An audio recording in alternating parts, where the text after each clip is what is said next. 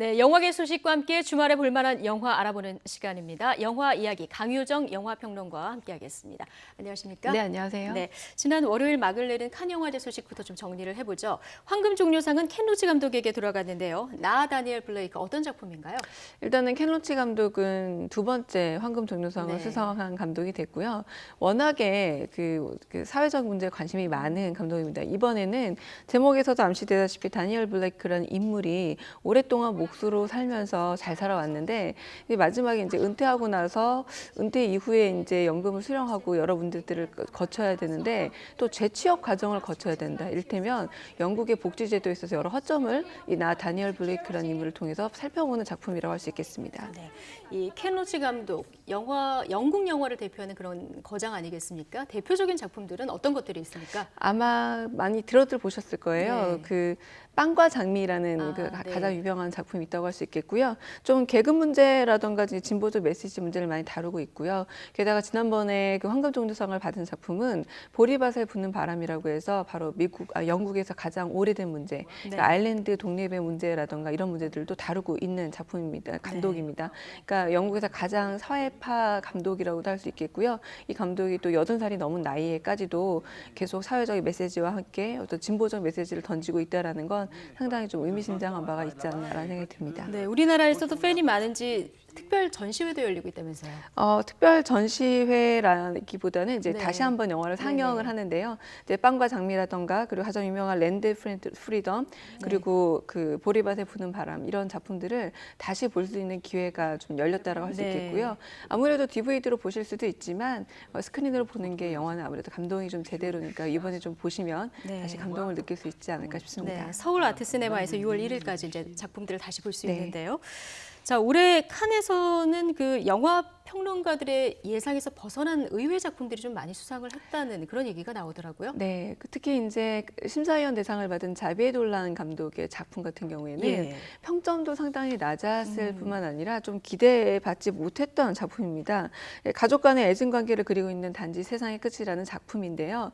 오죽하면은 그 올해의 심사위원 대상 자비에 돌란이라고 호명을 했을 때 야유가 나왔을 정도인데요. 그러니까 좀 이렇게 어긋났다라고도 할 수 있겠습니다. 게다가 또 자비에 돌란이 굉장히 젊고 잘생긴 감독이에요. 스스로 연기도 하는 배우이기도 한데 장래가 촉망되는 감독에게 미래를 보겠다라는 심사위원들의 의견과 이번 영화만큼은 좀 수준에서 좀 떨어진 것이 아닌가라는 기자와 평론가들의 반응이 좀 엇갈린 작품이 아니었을까라는 생각이 듭니다. 논란이 좀 있었군요. 네.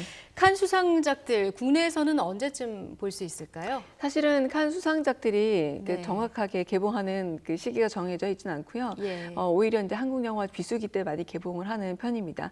그러니까 작년에 심사위원 대상을 받은 그 4월의 아들이라는 작품은 올해 2월에 개봉을 했었는데요. 아마도 좀 산발적으로 올 가을이라든가 그러니까 내년 봄 정도에 볼 수 있지 않을까라는 생각이 듭니다. 근데 네. 한국 영화 특히 이제 그 칸에서 소개되었던 여러 작품들은 올 여름이라든가 곧 만날 수 있게 되지 않을까 싶습니다. 네.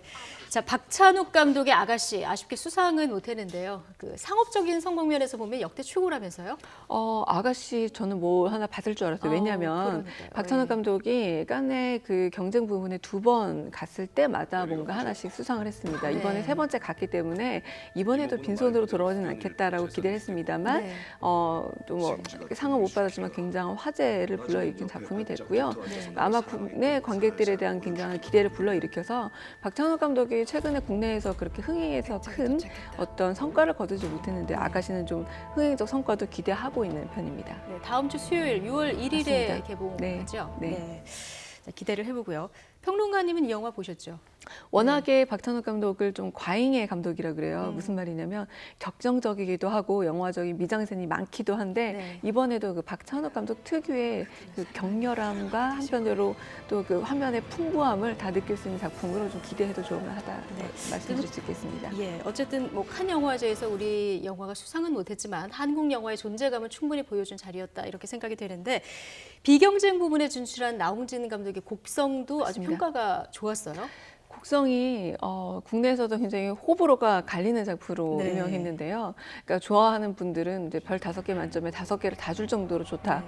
불편한 분들은 별 하나도 너무 아깝다라고 말씀할 정도였는데 이 반응이 그대로 깐에서도 펼쳐졌다고 보시면 되겠습니다. 굉장히 그러니까 뜨거운 영화라는 거는 분명한 사실이고요. 지금 아마 오늘로 500만 관객을 넘을 텐데요. 네네. 국내 관객에도 굉장한 화제를 불러일으키고 있는 작품이고 영화적으로 잘 만들어져서 영화적으로 여러 가지 이야기할 부분이 많은 작품이라고 할 수 있겠습니다.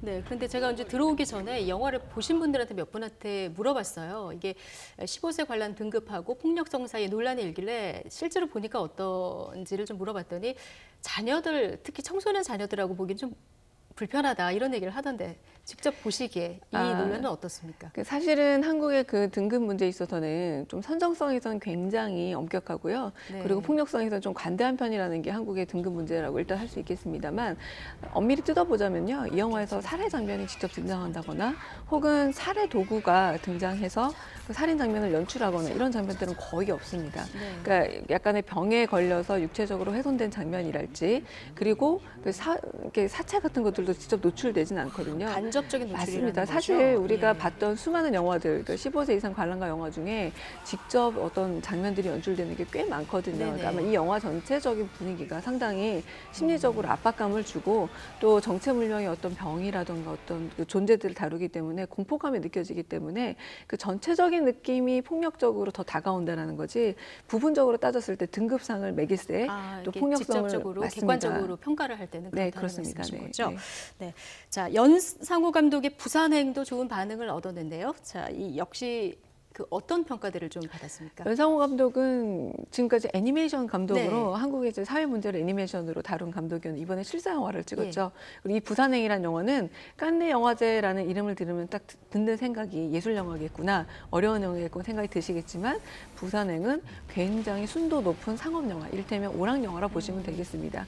부산으로 가는 그 KTX 기차 안에 바이러스가 번지고 좀비 바이러스가 번지는 그 가운데서 가족을 지키기 위해서 아주 굉장히 노력하는 공유 씨 등장하고 있는 아버지의 부정을 그리고 있는 작품이기 때문에 상업성도 굉장히 높고 한편으로는 박진감 넘쳐서 깐네 현지에서도 엄청난 기립박수를 받았다고 해요. 왜냐하면 영화가 통쾌한 결론을 보여주기 때문에 아마 한국에서 저는 이번에 올여름에 가장 큰 좀 흥행작이 되지 않을까라고 좀 기대하는 작품이기도 합니다. 아, 그렇군요.